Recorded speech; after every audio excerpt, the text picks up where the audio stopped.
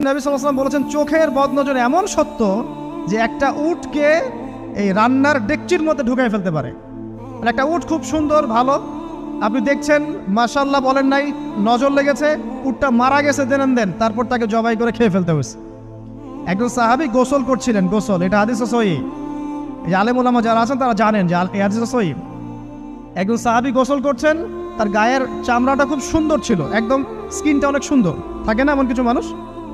আচ্ছা, এখন আরেকজন সাহাবী এই গোসল দেখছেন দূর থেকে, দেখে বলছেন যে কি চমৎকার তার শরীরের রংটা, যেন কুমারী নারীর মতো, অনেকটা এমন একটা কথা তিনি বলেছিলেন। সাথে সাথে এই সাহাবী অজ্ঞান হয়ে পড়ে গেছে। কোন সাহাবী? যিনি গোসল করছিলেন। এটার আপনি কোনো ব্যাখ্যা দিতে পারবেন না, তো এখানে কোনো সায়েন্স দিয়ে বা মেডিকেল সায়েন্স দিয়ে আপনি কোনো ব্যাখ্যা করতে পারবেন না। একটা ব্যাখ্যা দিতে পারেন, কিন্তু কেন সেটা হলো সেটা আপনি অ্যান্সার খুঁজে পাবেন না।